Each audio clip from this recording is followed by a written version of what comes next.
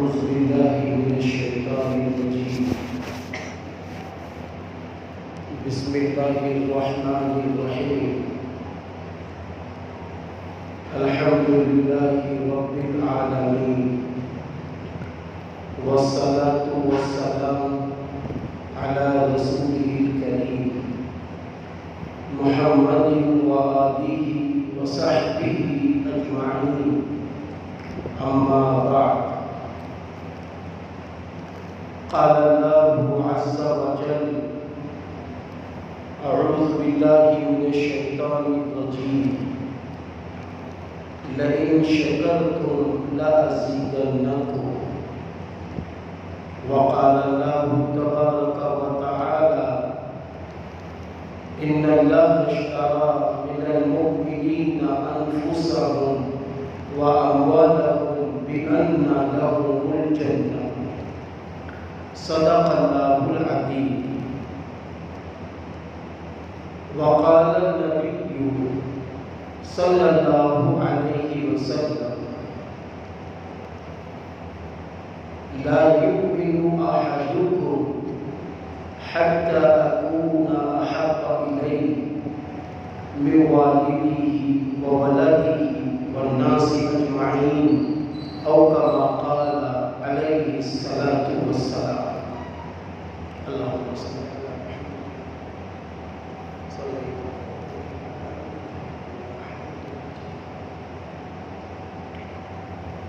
اللہ کے محبوب بندوں اور اللہ کی محبوب بندیوں جو ماشاءاللہ پس پردہ بیٹھی ہوئی،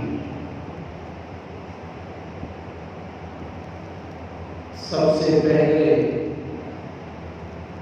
ہم اللہ کا شکر ادا کرتے ہیں کہ اللہ رب العزت نے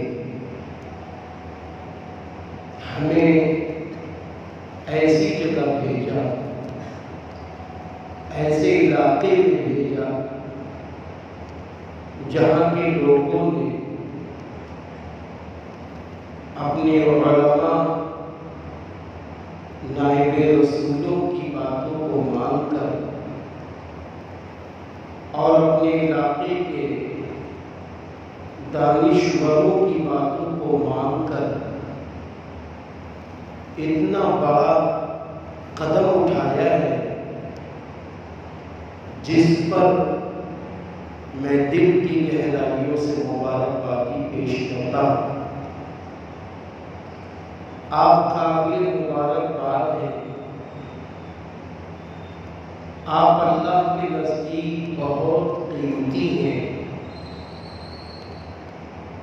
کیونکہ جس اللہ نے ہمیں پیدا کیا ہے، اسی اللہ نے انسانوں کو دنیا میں رہنے کے لیے آخری پیغمبر حضرت محمد عربی صلی اللہ علیہ وسلم کو بھیجا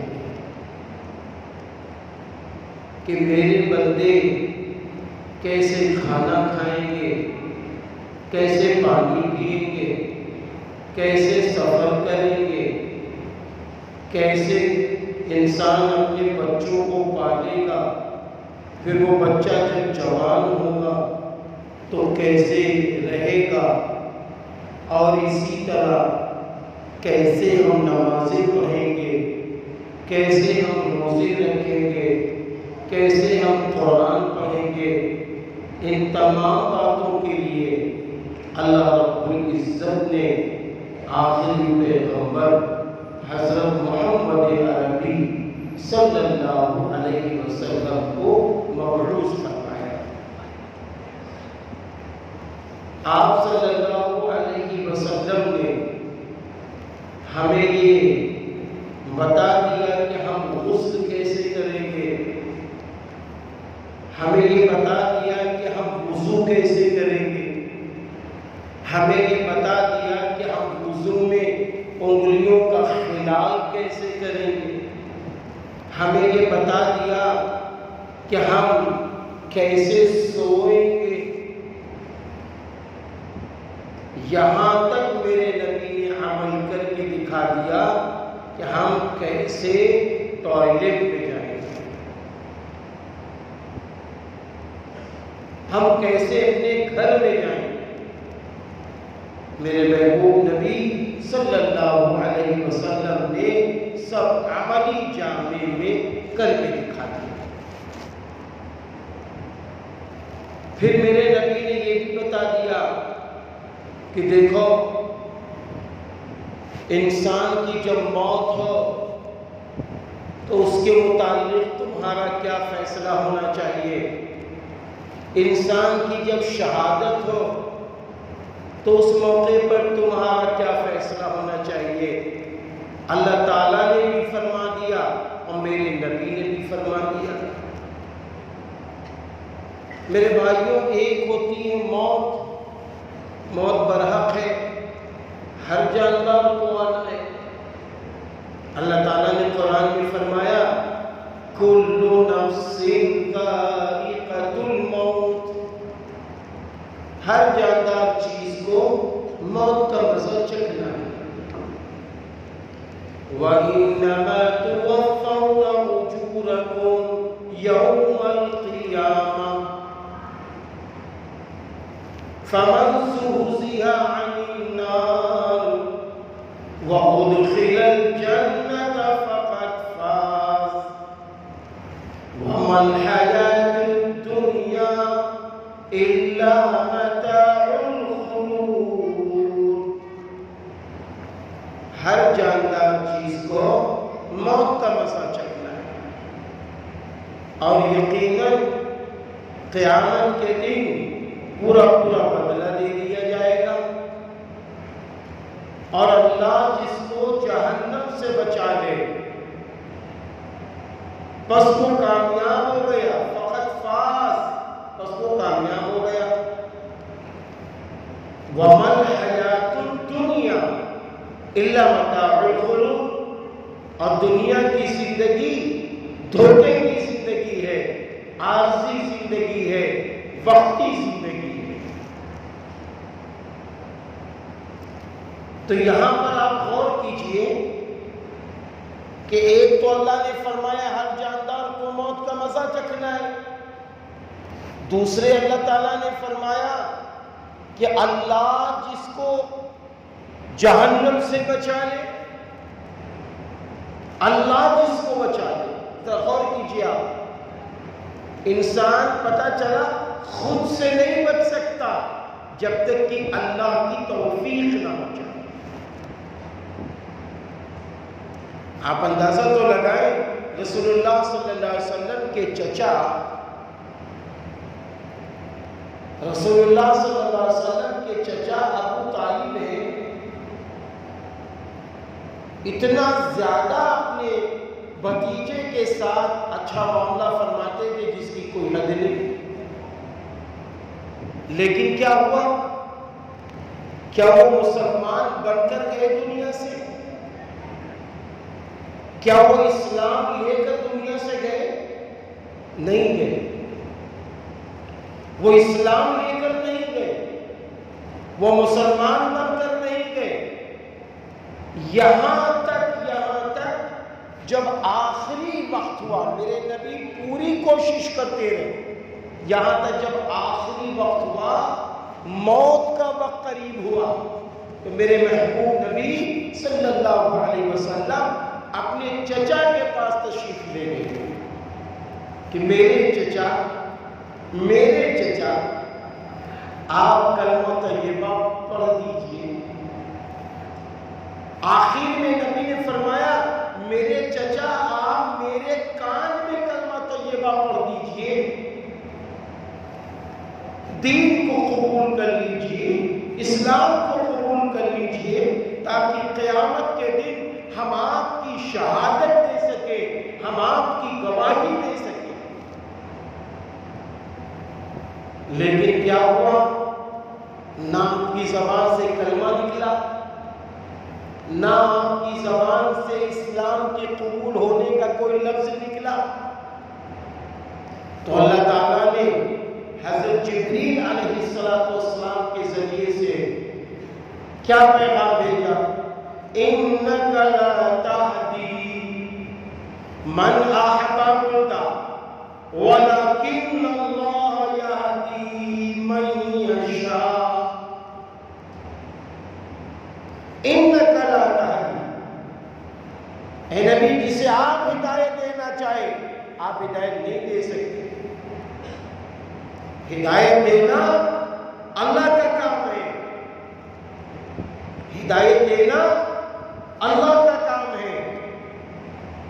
آپ اندازہ لگائیں، نبی کا زمانہ، نبی کی مدد فرما رہے ہیں، نبی کے ساتھ اچھا معاملہ فرما رہے ہیں، نبی آپ کے بھتیجے ہیں، سب کچھ ہے، لیکن اللہ نے مقدر میں ہدایت نہیں لکھی۔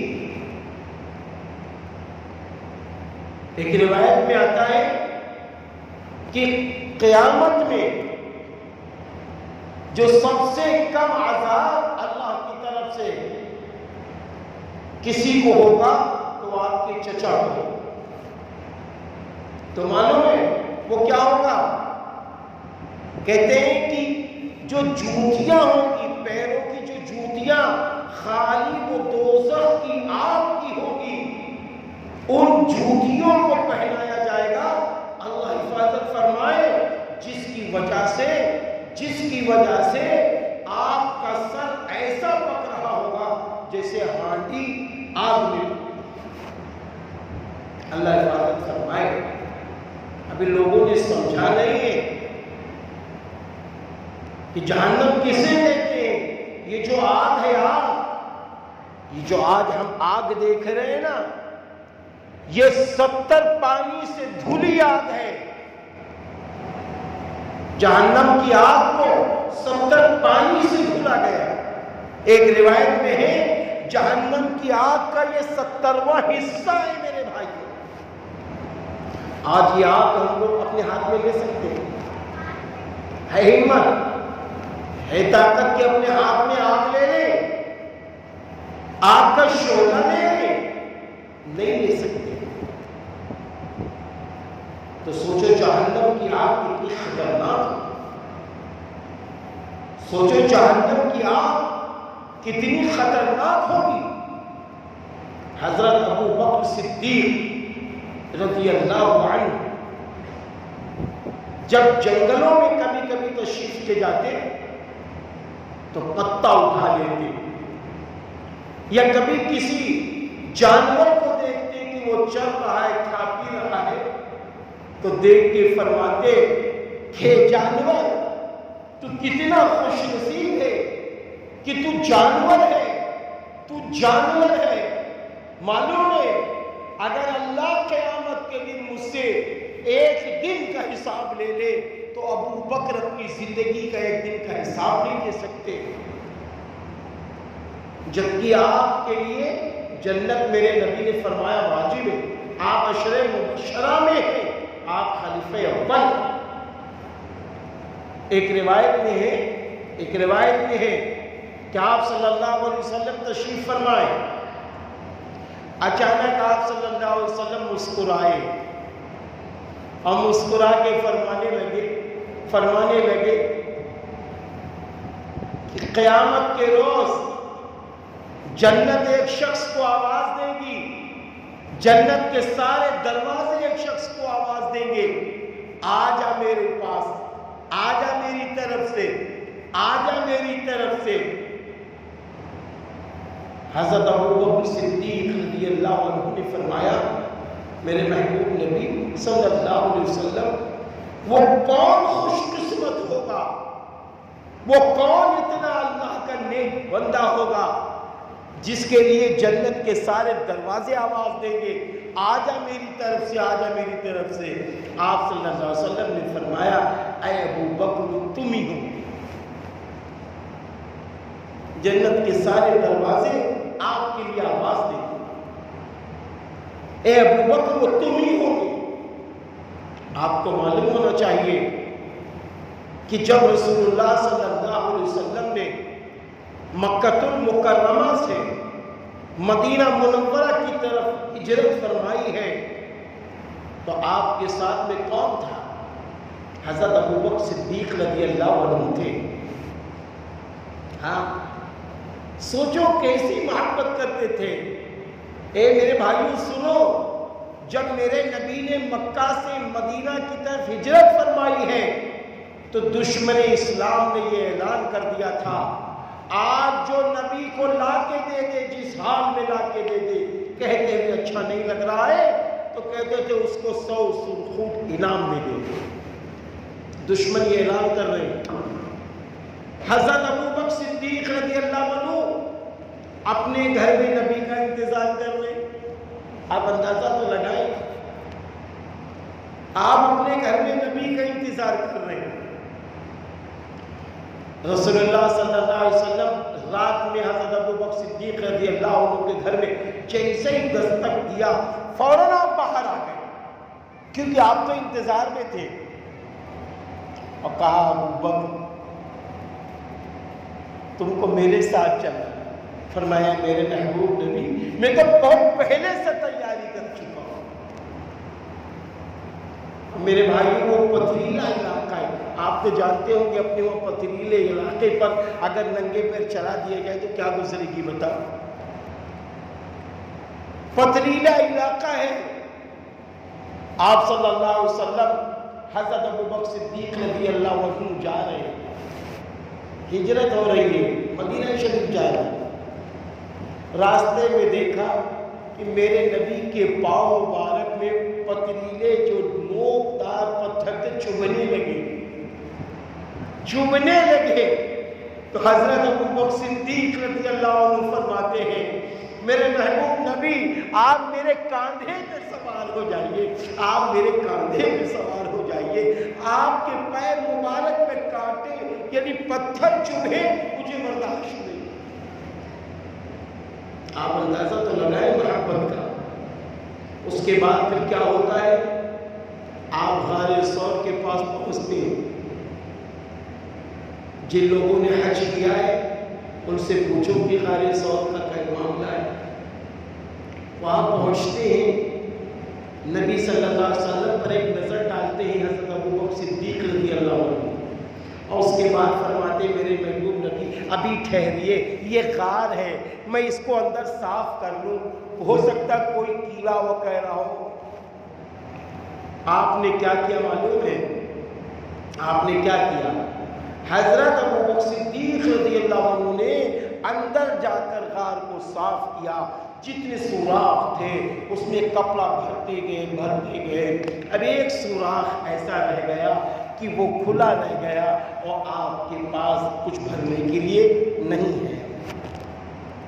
تو آپ نے سوچا کہ چلو اس غار کے سوراخ میں اپنی ایڑی لگا دیں گے، آپ صلی اللہ علیہ وسلم سے فرمانے لگے میرے محبوب نبی اندر تشریف لائیے، میرے محبوب نبی اندر تشریف لائیے۔ آپ اندر تشریف لے گئے۔ حضرت ابوبکر صدیق رضی اللہ عنہ غار پہ یوں ایڑی لگائے ہوئے ہیں، اور اس کے بعد رسول اللہ صلی اللہ علیہ وسلم اندر تشریف لے آئے، اور حضرت ابوبکر صدیق رضی اللہ عنہ کے رانوں پر رسول اللہ صلی اللہ علیہ وسلم کا سر مبارک رکھا ہوا۔ آپ صلی اللہ علیہ وسلم اتنے تھک گئے تھے کہ فوراً سو گئے۔ اس طرف وہ ایک جو ہول جہاں پہ ایڑی ہے اسی میں اژدہا ہے، اسی میں سانپ تھا۔ اب وہ سانپ کیا ہوتا ہے؟ فوراً حضرت ابوبکر صدیق رضی اللہ عنہ کو ڈسنے لگتا ہے۔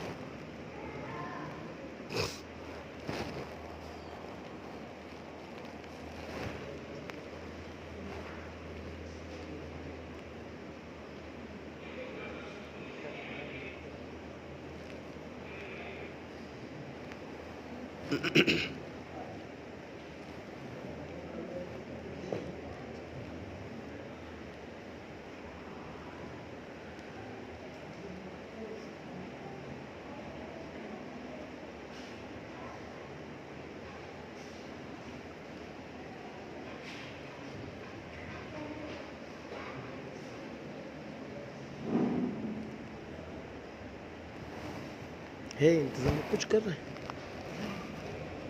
اچھا اچھا اچھا، بس پانی دے دیا۔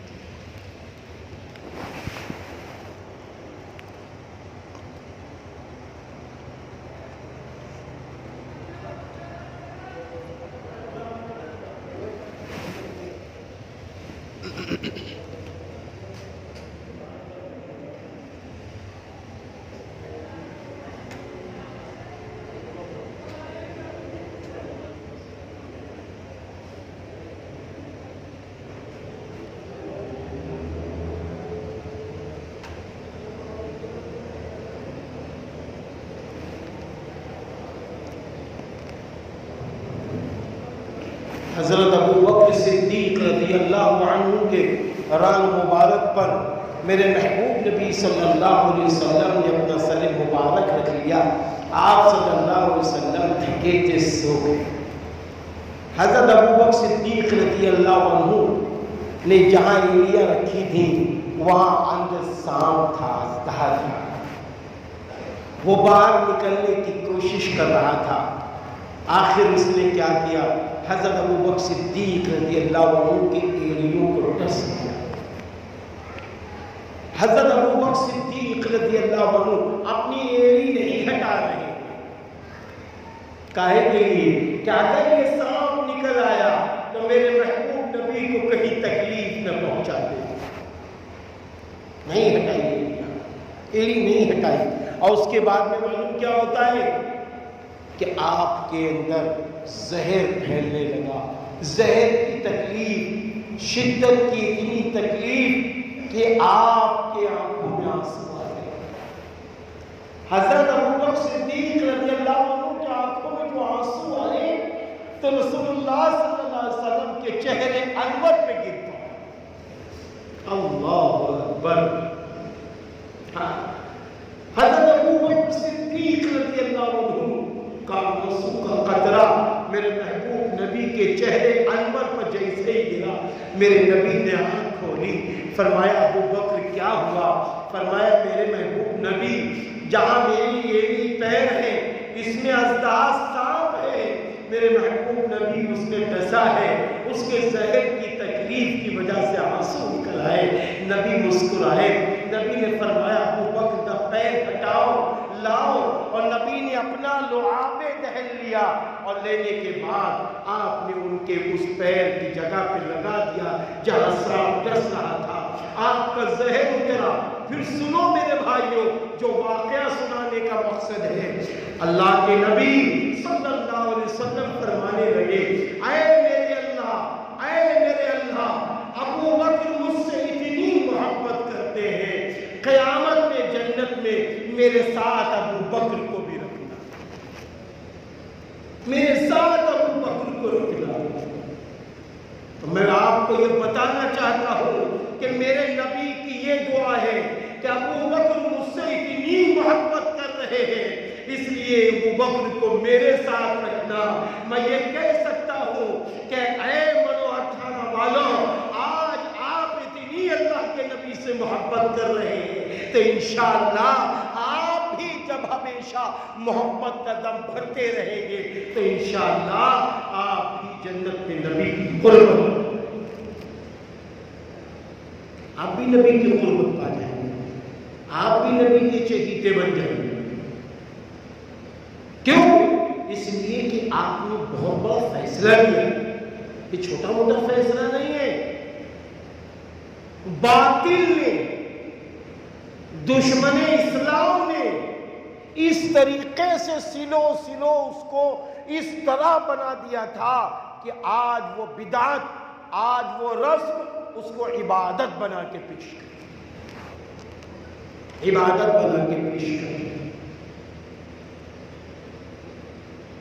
اور اگر وہ بدعت ہے جو عبادت کر کے کام کیا جا رہا ہے تو یاد رکھنا، ایسے لوگوں کے لیے میرے محبوب نبی صلی اللہ علیہ وسلم نے فرمایا ہے، کل بدعت ضلالہ وکل ضلالۃ فی النار، او کما قال علیہ الصلوۃ والسلام۔ ہر بدعت کا کام گمراہی ہے اور گمراہی کا ٹھکانہ جہنم، گمراہی کا ٹھکانہ جہنم۔ اب بدعت کسے کہتے ہیں؟ بدعت کی تعریف کیا ہے؟ بدعت کی تعریف یہ ہے جس کا حکم نہ قرآن میں ہو کرنے کا، نہ رسول اللہ صلی اللہ علیہ وسلم کی زندگی سے ہو کہ یہ کام کرو، اور نہ خلفائے راشدین رضی اللہ عنہم کی زندگی سے ہو، اور نہ اہل صحابہ رضی اللہ عنہم کی زندگی سے ہو۔ اب کوئی شخص وہ کام کرے، وہ کام بدعت کہلاتا ہے، وہ کام بدعت کہلاتا ہے۔ آج جو یکم محرم الحرام سے 10 محرم الحرام تک جو کام اب تک ہو رہے تھے، نہ اللہ تعالیٰ نے کہا کہ یہ کام کرو، نہ میرے نبی نے یہ فرمایا یہ کام کرو، نہ صحابہ نے کہا یہ کام کرو، نہ ان کی زندگی میں یہ کام مل رہا ہے، تو بتاؤ یہ عمل بدعت تھا کہ نہیں تھا؟ بدعت تھا۔ اب کوئی یہ کہہ سکتا ہے، میں آپ کو تھوڑا سا گھماؤں، کوئی یہ کہہ سکتا ہے کہ دیکھو بھائی، یہ جو 10 محرم میں حضرت حسین رضی اللہ عنہ کی شہادت ہوئی ہے، نبی کے جانے کے بعد ہوئی ہے، نبی کی زندگی میں نہیں ہوئی ہے، نبی کے دنیا سے تشریف لے جانے کے بعد ہوئی ہے، تو اس کا جواب کیا ہوگا؟ اس کا جواب یہ ہے کہ پارے 6 میں اللہ تعالیٰ نے فرما دیا ہے کہ ہم نے دین کو مکمل کر دیا ہے، قیامت تک جو کچھ ہوگا سب اسلام میں موجود ہے۔ کوئی بھی حال آپ کے سامنے آ جائے، آپ قرآن دیکھ لیجئے، قرآن میں موجود ہے، نبی کی زندگی میں موجود ہے۔ اب جیسے یہ کہا جائے کہ سورہ فاتحہ پورے قرآن کا متن ہے، اور سورہ فاتحہ کی تفسیر پورا قرآن ہے۔ اب کسی عمل کو دیکھنا ہے تو سورہ فاتحہ میں دیکھو، سورہ فاتحہ میں نہیں ہے تو اس کی تفسیر قرآن کریم میں دیکھو۔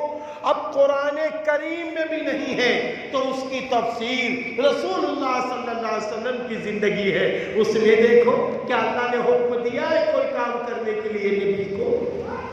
اب نبی کی زندگی کی پوری تفسیر خلفائے راشدین اہل صحابہ رضی اللہ عنہم اجمعین ہے، اب ان کی زندگی میں اٹھا کے دیکھو کہ کیا اس کام کے کرنے کا اللہ کی طرف سے حکم ہے؟ کیا اس کام کے کرنے کا اللہ کی طرف سے حکم ہے؟ اگر ہے تو کرو، اور اگر نہیں ہے تو نہ، اگر نہیں ہے تو نہ کرو۔ کیوں؟ اس لیے کہ اللہ تعالیٰ نے قرآن کریم میں فرمایا ہے ما آتاکم الرسول فخذوہ وما نہاکم عنہ فانتہوا، اور جو کچھ تمہارے رسول تمہیں دے اسے لے لو، اور جس چیز سے تمہارے رسول تمہیں روک دے اس سے رک جاؤ، اس سے رک جاؤ۔ اچھا آپ بتائیے، حضور صلی اللہ علیہ وسلم کے زمانے میں سب سے پہلی شہادت حضرت سمیہ رضی اللہ تعالی عنہ کی ہوئی۔ آپ نے کوئی غم نوحہ یا سینہ کوٹا؟ کوئی تاریخ ملتی ہے؟ کوئی تاریخ ملتی ہو تو بتاؤ۔ اسی طریقے سے بہت سارے شہدائے اسلام رسول اللہ صلی اللہ علیہ وسلم کے زمانے میں شہید ہو گئے۔ میرے نبی نے کوئی نوحہ یا کوئی غم کیا ہو تو بتاؤ۔ ارے میرے نبی نے اپنی زبان مبارک سے اپنے چچا حضرت امیر حمزہ رضی اللہ تعالی عنہ کے متعلق فرمایا کہ میرے چچا امیر حمزہ سارے شہیدوں کے سردار ہیں۔ سے بڑا کوئی شہید ہو سکتا ہے قیامت تک؟ میرے نبی صلی اللہ علیہ وسلم نے اپنے چچا کے لیے کوئی لوہا کی محفل سجائی ہو تو بتاؤ، کوئی غم کیا ہو تو بتاؤ، کپڑے پھاڑے ہو تو بتاؤ۔ ارے اس سے بڑی بات بتا دوں میں آپ کو، پوری دنیا کے سارے انسان، دنیا کے جنات، چرند پرند، اور اسی طرح یہ آسمان، یہ ستارے، یہ چاند، یہ سورج، سب کس کے صدقے میں بنے ہیں؟ رسول اللہ صلی اللہ علیہ وسلم کے صدقے میں۔ روایت میں آتا ہے کہ جب حضرت آدم علیہ السلام کو اللہ تعالیٰ نے دنیا میں بھیجنے کا ارادہ فرمایا تھا تو اس وقت فرمایا آدم آپ اور آپ کی بیوی جنت میں رہے لیکن اس پودے کے قریب نہ جانا ورنہ معاملہ خطرناک ہو جائے گا۔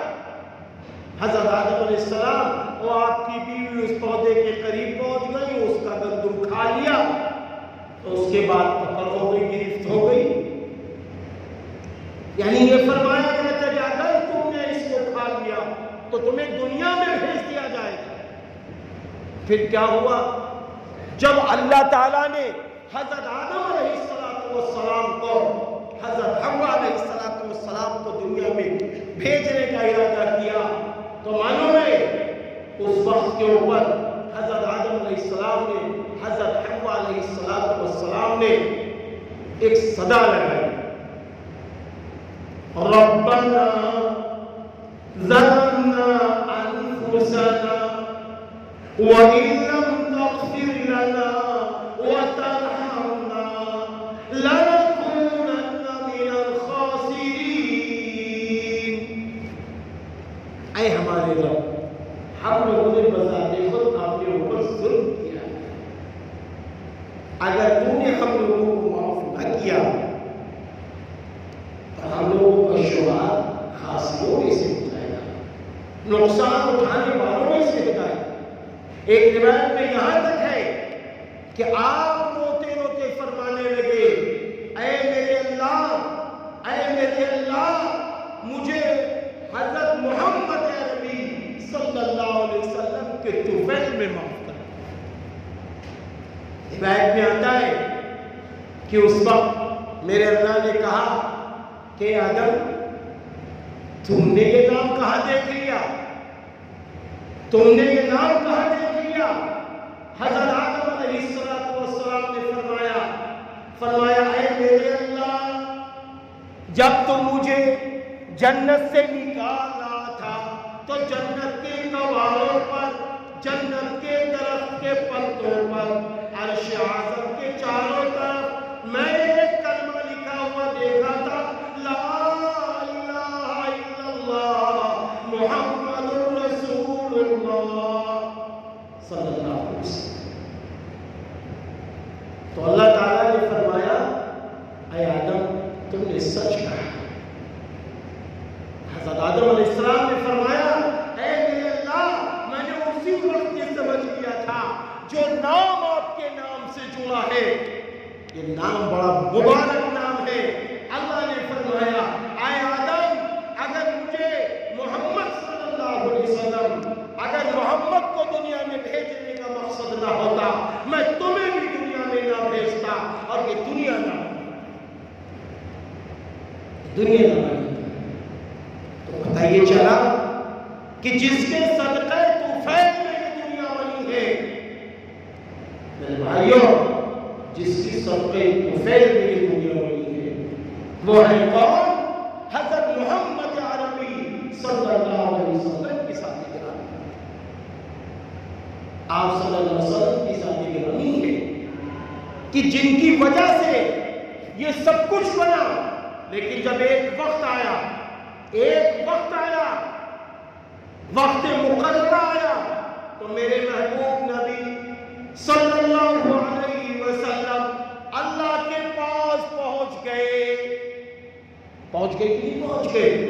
آپ نے رحلت فرما دی، آپ دنیا سے تشریف لے گئے، آپ کی وفات ہو گئی، اسی لیے جب 12 ربیع الاول ہوتا ہے ہم آپ کیا کہتے ہیں؟ 12 وفات کہتے کہ نہیں کہتے؟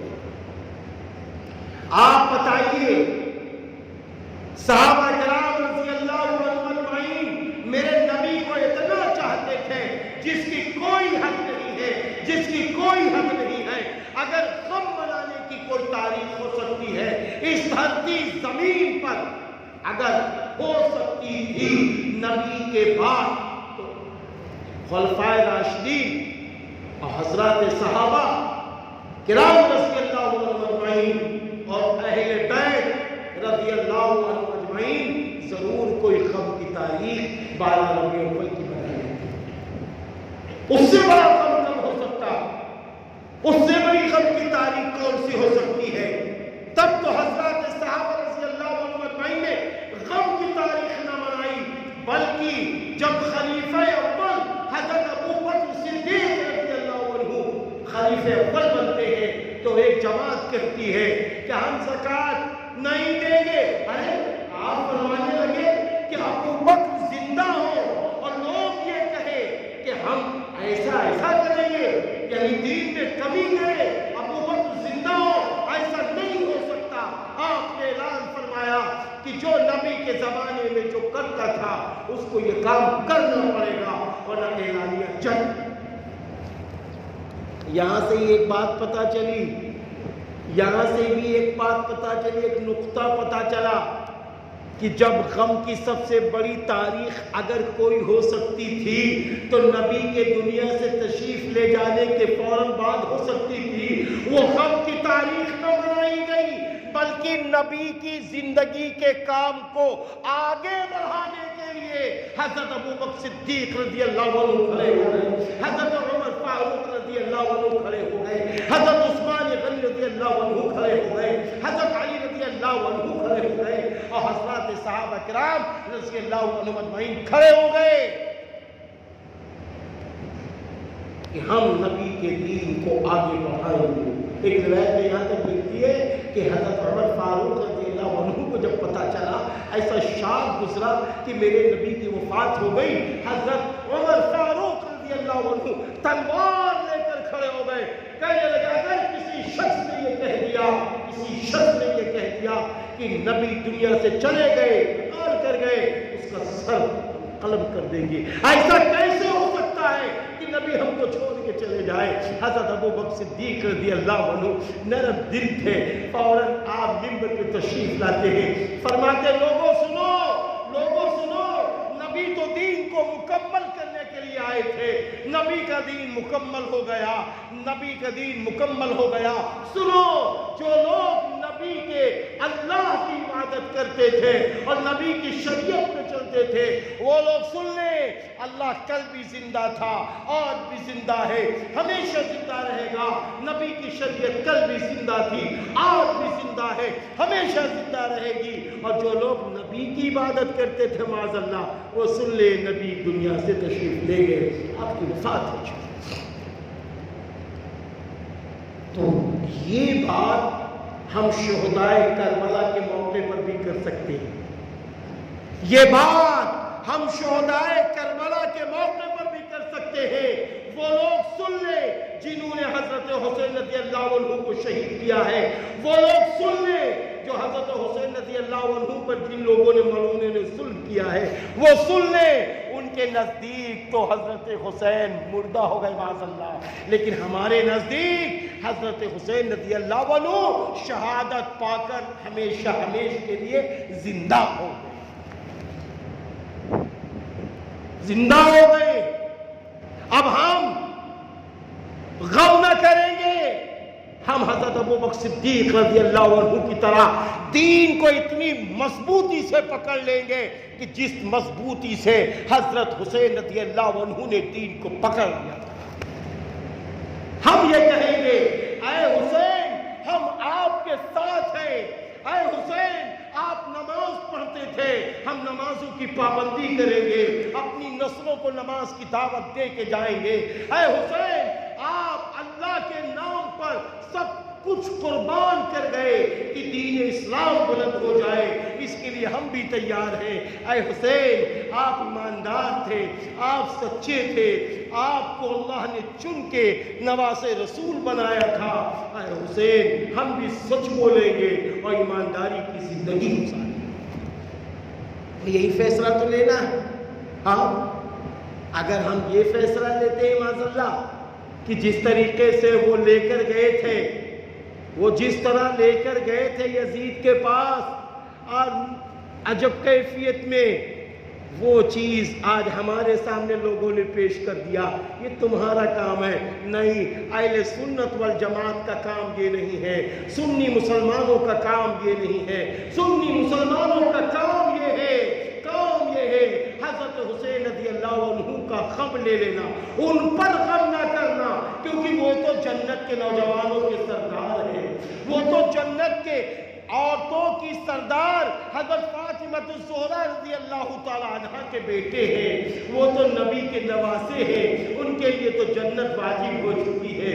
ہم حضرت حسین رضی اللہ عنہ پر غم نہ کریں گے، ہم تو حضرت حسین رضی اللہ عنہ کا غم لیں گے۔ غم وہ کرے جنہوں نے اذیت پہنچائی ہے، جنہوں نے تکلیف پہنچائی ہے۔ ہم نے آپ نے معاذ اللہ کون سی تکلیف پہنچائی ہے؟ ہم کاہے کے لیے سینہ ٹھوکیں گے؟ ہم کاہے کے لیے کپڑے پھاڑیں گے؟ ہم کاہے کے لیے نوحہ کریں گے؟ کاہے کے لیے کریں گے؟ جب اسلام نے صاف کہہ دیا، میرے نبی نے فرمایا ہمارے یہاں نوحہ کرنا حرام ہے، کپڑے پھاڑنا غم میں حرام ہے، ہم کاہے کے لیے کرنے لگے؟ حضرت حسین رضی اللہ عنہ نے خود فرمایا کہ جب میری شہادت ہو جائے تو نوحہ نہ کرنا، کپڑے نہ پھاڑنا، کوئی غم کی محفل نہ سجانا۔ پتہ یہ چلا جن فکروں سے ہم گئے ہیں اللہ کے پاس، ان فکروں سے تم بھی چلے جائیں۔ اس لیے میں آپ سب کو دل کی گہرائیوں سے مبارکبادی دیتا ہوں۔ آپ نے سبقت ماری ہے۔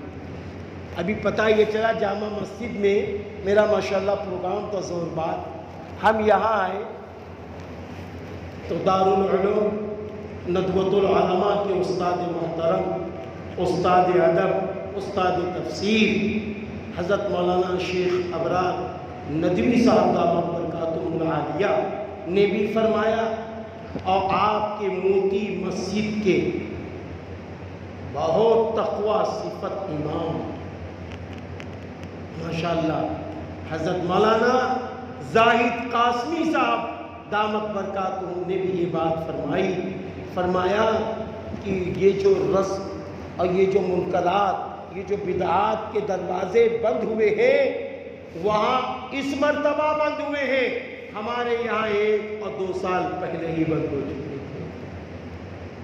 آپ اچھے کام میں سبقت لے گئے، آپ اچھے کام میں سبقت لے گئے۔ سنیے، میرے نبی صلی اللہ علیہ وسلم نے فرمایا جس شخص نے کسی کے سامنے ایک اچھا کام پیش کر دیا، پھر اس کو دیکھ کے دوسرے نے اچھا کام کر لیا، اس کو دیکھ کے تیسرے نے اچھا کام کر لیا، اور اس کو دیکھ کے چوتھے نے اچھا کام۔ اب یہاں اچھے کام کی تعریف بھی سمجھنا ضروری ہے مسلمانوں۔ اچھا کام کسے کہتے ہیں؟ اچھا کام اسے کہتے ہیں جس کا حکم کرنے کا قرآن میں ہو، یا نبی کی شریعت میں ہو، یا خلفائے راشدین رضی اللہ عنہم کی زندگی سے ملتا ہو، یا صحابہ کرام رضی اللہ عنہم اجمعین کی زندگی سے ملتا ہو، یا اہل بیت کی زندگی سے ملتا ہو، یا تابعین تبع تابعین جو ان سب سے جڑ کر ہو۔ اگر وہ کام ہمیں مل رہا ہے کہیں حکم تو وہ کام اچھا ہے، اور اگر ان کا حکم نہیں مل رہا کہیں تو وہ کام لاکھ اچھا ہو، وہ کام لاکھ اچھا ہو، وہ کام جنت تک نہیں پہنچا سکتا، وہ کام جنت تک نہیں پہنچا سکتا۔ وہ بدعت ہے، وہ رسم ہے، وہ خرافات ہے، وہ منکرات ہے، اور منکرات کی مثال، رسم کی مثال، بدعت کی مثال ایسے دی گئی ہے۔ بعض اللہ والوں نے کہا ان گناہوں کی مثال ایسی ہے جیسے اللہ نہ کرے ہم کو کھجلی ہو جائے، کھجلی ہو جائے جسم میں۔ کھجلی آتے خبر پورے جسم میں کھجلا رہا، بہت کھجلا رہا، آپ نے دیکھا کبھی شدت کی کھجلی ہو جائے تو آدمی جب کھجلاتا ہے تو مزہ بہت آتا ہے. ارے بھائی آتا کہ نہیں آتا؟ یہاں تک کھجلاتا کھجلاتا اپنے جسم کا خون نکال لیتا ہے، اسے تکلیف نہیں ہوتی. اس وقت کوئی تکلیف ہوتی ہے؟ اس کی ماں ہاتھ روک لیتی ہے، اس کی بیوی ہاتھ روک لے گی، اس کے باپ ہاتھ روک لیں گے، بیٹے ایسا نہ کر. بیوی کہے گی میرے سرتاج اتنا نہ کھجلاؤ. کیوں؟ اس لیے کہ دوسرے دیکھ رہے کہ اس کی کھجلی ہے اور کھجلانے سے اس کے خون نکل رہا ہے، بعد میں یہ تڑپے گا، یہ پرپرائے گا. تو یاد رکھنا پیارے مسلمانوں، گناہ کی مثال کھجلی کی طرح ہے، بدعت کی مثال کھجلی کی طرح ہے، منکرات کی مثال کھجلی کی طرح ہے. جس طرح کھجلاؤ خون نکل آتا ہے، پتہ نہیں چلتا، بعد میں وہ تڑپتا ہے، سسکتا ہے، بلکتا ہے، ہائے ہم نے کیا کیا. اب تو جسم پرپرا رہا ہے. بالکل مثال کھجلی کی طرح ہے. اے پیارے مسلمانوں، اسلام کی مثال ایسی ہے، کھجلی کی طرح نہیں ہے. جتنا اسلام کی روشنی میں چلو گے، جتنا قرآن کی طرف پڑھو گے، جتنا نبی کی طرف پڑھو گے، جتنا اہل بیت کی طرف پڑھو گے، جتنا خلفائے راشدین کی طرف پڑھو گے، جتنا حضرات صحابہ کرام رضی اللہ عنہم اجمعین کی طرف پڑھو گے، ان کی زندگی کے مطابق اپنی زندگی کو گزارو گے تو انشاءاللہ چین، سکون، قرار ملتا چلا جائے گا. سمجھ رہے میرے بھائی؟ اس لیے میں آپ سب کو بتانا چاہتا ہوں کہ جس شخص نے پہل کی اچھے کام میں، اچھے کام سمجھ گئے اچھے کام کسے کہتے ہیں؟ اچھے کام میں جس نے پہل کی، ایک سنت کو زندہ کیا، تو سن لیجئے، آپ کو دیکھ کے دوسروں نے کیا، تیسرے نے کیا، چوتھے نے کیا، اب اس سے لاکھوں کروڑ لوگ کرتے چلے جائیں.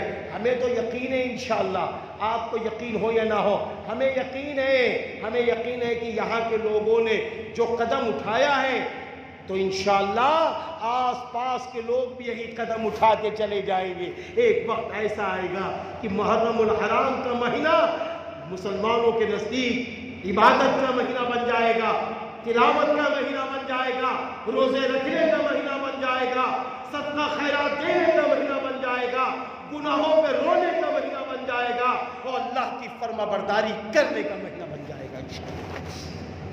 ایک دن ایسا آئے گا انشاءاللہ. آپ نے پہل کیا ہے تو جس نے بھی آپ کی پہل کو دیکھا، اللہ تعالیٰ قیامت کے دن ان سب کا ثواب نہ چھینے گا، اللہ سب کا ثواب عبادت کا دے دے گا، اور پھر ان سب کا ثواب اللہ پہلے شخص کو دے دے گا. کتنے قابل مبارکباد ہیں آپ، کتنے پیارے ہیں آپ، کتنے اچھے ہیں آپ نے وہ کام کیا ہے کہ جس سے میرا اللہ بھی خوش ہے، میرے نبی کی روح بھی خوش ہوگی اس وقت جب فرشتے جا کے یہ نغمہ سنا رہے ہوں گے. اس لیے پیارے مسلمانوں، میں دل کی گہرائیوں سے آپ کو مبارکبادی دیتا ہوں. ان لوگوں کو بھی بتانا چاہتا ہوں، ہو سکتا ہے کسی کے ذہن میں ہو یار آج کتنا اچھا ہوتا، بڑی بھیڑ ہوتی، روڈ کے اوپر سب ہنگامہ ہوتا تو غیر دیکھتے کہتے یار یہ تو بڑے اچھے لوگ ہیں، ہمارا دبدبہ پیدا ہوگا جاتا. پیارو یاد رکھنا، کھجلی سے دبدبہ نہیں پیدا ہوتا، کھجلی سے صحت نہیں ملتی ہے. کھجلی سے جس زخمی ہوتا ہے، گناہوں سے دبدبہ نہیں پیدا ہوتا. دبدبہ پیدا ہوتا ہے جب قرآن سے جڑو گے تو دبدبہ پیدا ہو جائے گا، سنت نبی سے جڑو گے تو دبدبہ پیدا ہو جائے گا، اللہ اور رسول سے جڑو گے تو دبدبہ پیدا ہو جائے گا. آپ صلی اللہ علیہ وسلم نے فرمایا، حضرت انس رضی اللہ عنہ فرماتے ہیں کہ آپ صلی اللہ علیہ وسلم نے فرمایا، جس شخص نے میری سنت کو زندہ کیا اس نے مجھ سے محبت کی، اور جس نے مجھ سے محبت کی وہ میرے ساتھ جنت میں جائے گا. ماشاءاللہ، آپ نے تو اللہ کے رسول سے محبت کی ہے بھائی، کی کہ نہیں کی؟ اللہ سے محبت کی آپ نے، نبی سے محبت کی ہے. انشاءاللہ ہم سب جنت میں جائیں گے، ہم سب انشاءاللہ جنت میں جائیں گے. ایک اور موقع پر میرے محبوب نبی صلی اللہ علیہ وسلم نے فرمایا جس شخص نے میری سنت کو زندہ کیا، میری سنتوں کو زندہ کیا، اللہ 4 طریقے سے اس کا اکرام فرمائیں گے۔ میرے بھائیوں اس کو گن لو، یاد کر لو، میری بہنوں ماؤں آپ بھی گن لو، یاد کر لو، نبی کی سنتیں زندہ کرو۔ 4 طریقے سے اللہ تعالیٰ اکرام فرما رہے ہیں۔ نمبر 1، اللہ روزی میں برکت ڈال دے گا۔ آج روزی کے لیے آدمی کتنا تڑپ رہا ہے۔ نمبر 2، اللہ تعالیٰ اس کو دین میں پختہ کر دے گا، پھر بدعت قریب نہ آئے گی انشاءاللہ۔ نمبر 3، اللہ نیک بندوں کے دلوں میں اس کی محبت ڈال دے گا، اس کی محبت ڈال دے گا۔ آج ہم لوگ چاہتے ہیں نا کہ ہمارے حضرت مولانا شیخ ابرار صاحب ہم سے محبت کر لیں، اللہ والے ہم سے محبت کر لیں، اللہ کے نیک بندے ہم سے محبت کر لیں، ہمارے لیے دعا کر دیں۔ ہر شخص ہی چاہتا ہے۔ سنت نبی کی زندہ کرو، یہ نعمت ملے گی۔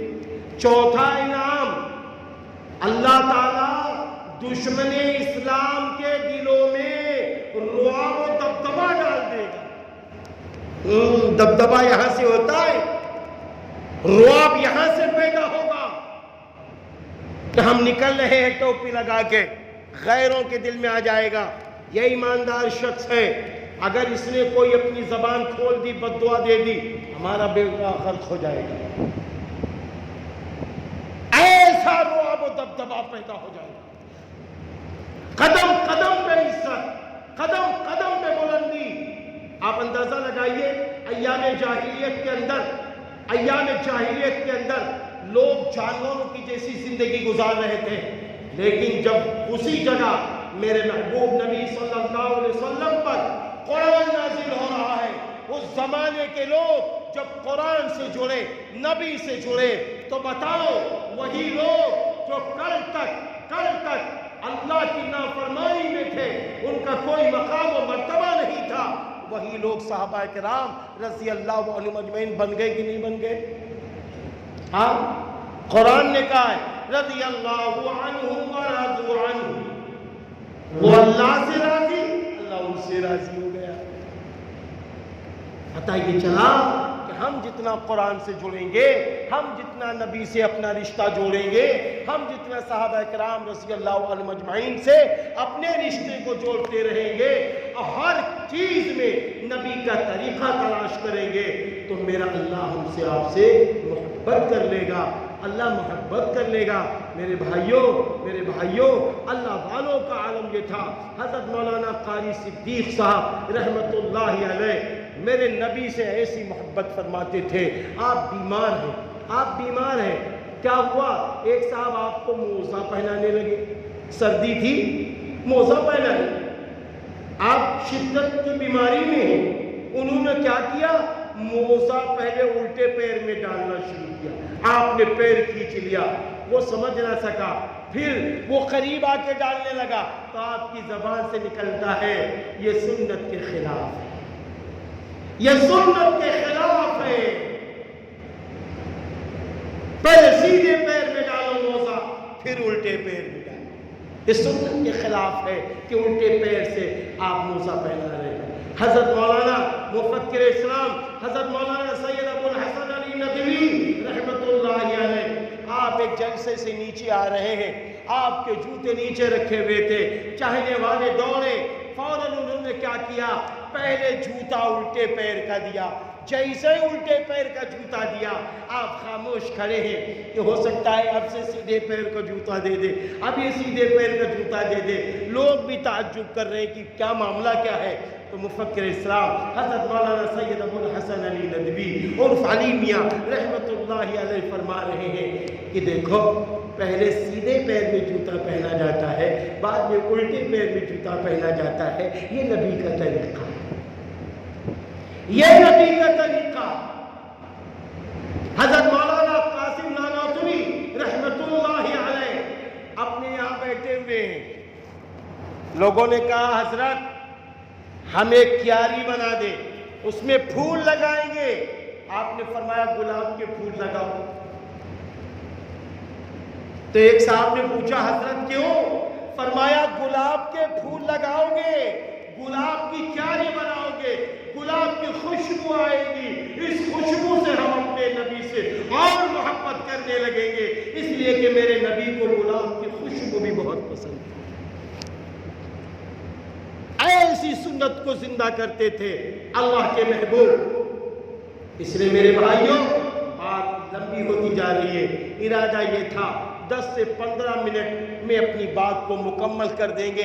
ہمیں ایسا بھی محسوس ہو رہا ہے، یہ مائک بیچ میں بند ہو رہا ہے، اس سے یہ محسوس ہو رہا ہے کہ بات کو کم کیا جائے، کیونکہ ابھی آپ حضرات کو کھانا بھی کھانا۔ میں اپنی بات کو یہیں روک کر صرف یہ کہنا چاہتے ہیں، میرے پیارے مسلمان بھائیوں، اللہ کی محبوب بندیوں، فیصلہ لے لو، فیصلہ لے لو کہ ہم قرآن کی تلاوت کریں گے، قرآن کو سمجھ کر پڑھیں گے، قرآن سے محبت کریں گے، جو قرآن نے کہا ہے وہی کریں گے، اس میں چاہے تکلیف اٹھانی پڑے، اور جب قرآن نے کہا یہ کام نہ کرو تو وہ کام نہیں کریں گے، چاہے دنیا روٹھ جائے، چاہے دنیا ناراض ہو جائے، ہمیں کوئی پرواہ نہیں۔ میرا اللہ ناراض ہے، میرا اللہ ناراض ہے۔ دوسرے رسول اللہ صلی اللہ علیہ وسلم کی سنتوں کو ہمیشہ زندہ کریں گے، اور حضرات صحابہ کرام رضی اللہ عنہم اجمعین سے محبت کریں گے، مسجدوں کو آباد کریں گے، دعاؤں کا اہتمام کریں گے، اپنی روزی کمائیں گے تو نبی کے طریقے کے مطابق شادیاں کریں گے، نبی کے طریقے کے مطابق اپنے گھر کو سجائیں گے، نبی کے طریقے کے مطابق اپنا لباس پہنیں گے، نبی کے طریقے کے مطابق اپنا چہرہ بنائیں گے، نبی کے طریقے کے مطابق جتنا نبی کا طریقہ زندہ کر لے جاؤ گے، قسم خدائے پاک کی کھا کے کہتا ہوں، قیامت کے دن کسی کے طریقے پہ جنت نہ ملے گی، نبی کے طریقے پہ جو چل کے جائے گا اسے جنت مل جائے گا۔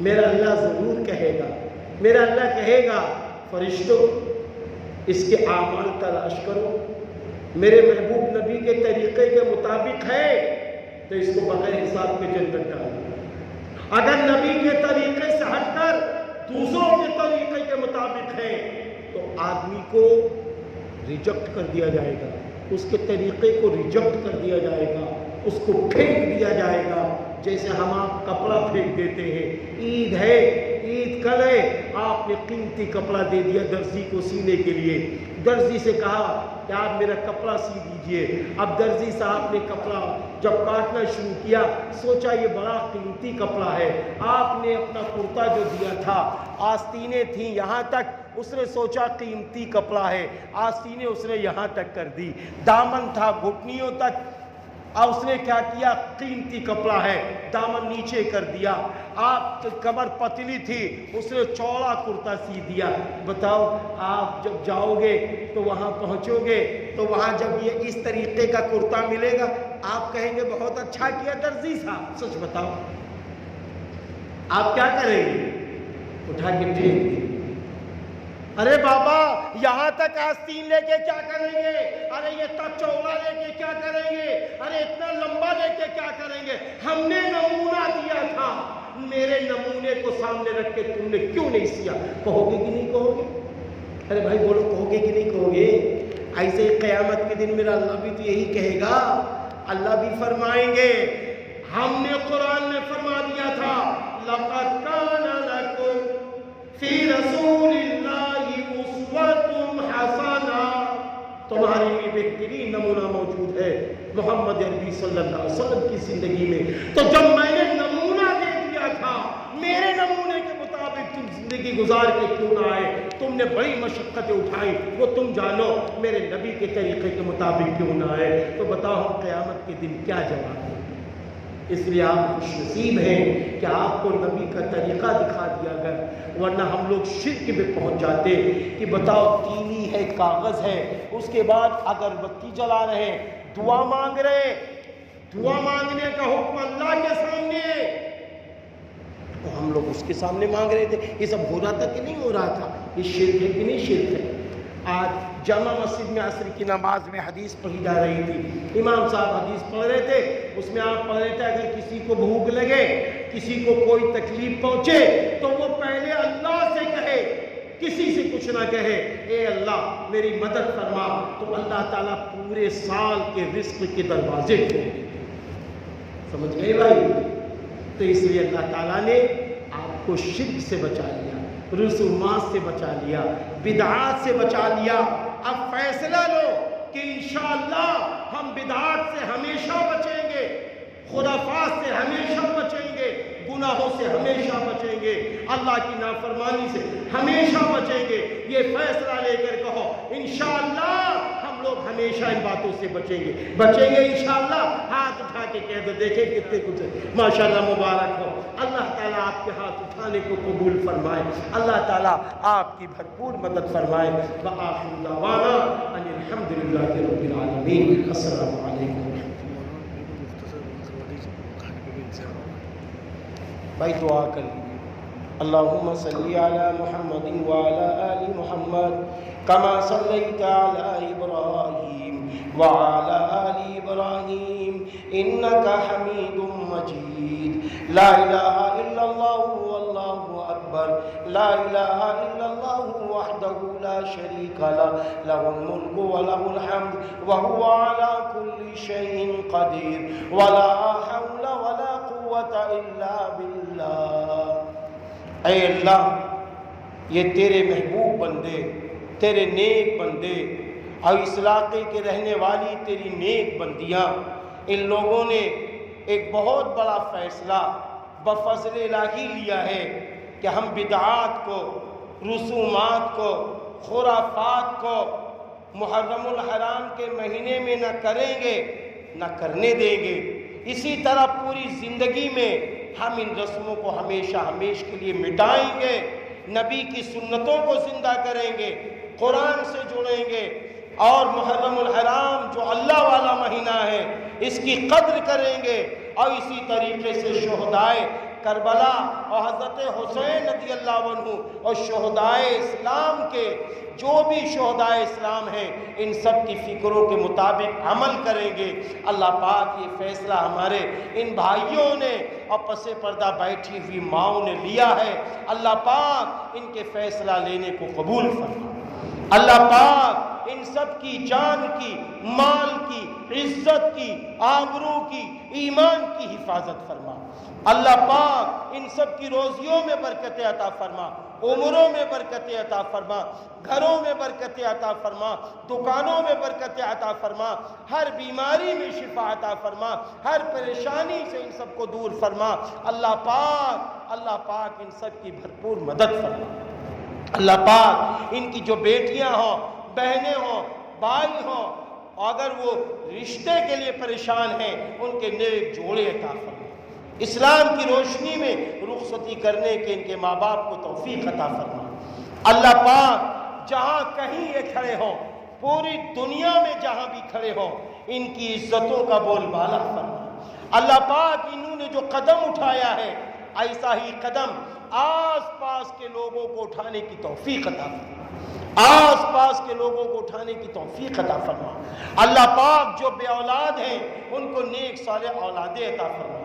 اللہ پاک اس میں جن جن بھائیوں نے حصہ لیا ہے، چاہے ہمارے بھائی رؤوف بھائی ہوں، چاہے بھائی جناب اشفاق صاحب ہوں، یا اسی طریقے سے بھائی عبد الوحید خان صاحب ہوں، یا ہمارے بابو جی ہوں، یا حضرت مولانا شیخ ابرار ندوی دامت برکاتہم ہوں، یا حضرت مولانا اشفاق صاحب ہوں، یا اسی طریقے سے ہمارے حضرت مولانا اشرف ندوی صاحب ہوں، یا آصف ندوی صاحب ہوں، یا حضرت مولانا محمد زاہد قاسمی صاحب ہوں، یا اسی طریقے سے اور بھی فضلائے ندوہ ہوں، حجاج کرام ہوں، یا اللہ ان سب کے قدم اٹھانے کو قبول فرما، اور جو قوم ان کی باتیں مان رہی ہے ان کی بات ماننے کو قبول فرما، دنیا و آخرت میں اس کا بہترین بدل عطا فرما۔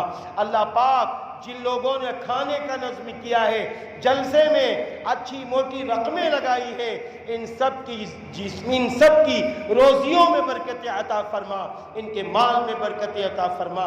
اللہ پاک جو مانگا ہے وہ بھی عطا فرما، جو مانگنے سے رہ گیا ہے اپنے غیب سے اپنی شایع نشان کے مطابق ہم سب پر رحم و کرم کا معاملہ فرما، اور ہم سب کو قرآن و حدیث سے جوڑ دیجئے، ہم سب کو صحابہ رضی اللہ عنہ سے محبت کرنے والا بنا دیجئے۔ اللہ پاک ہم سبھی کی دعاؤں کو قبول فرما۔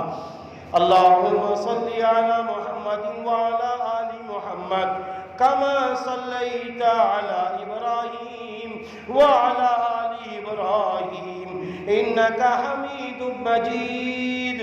سبحان ربک رب العزة عما یصفون وسلام علی المرسلین والحمد للہ رب العالمین۔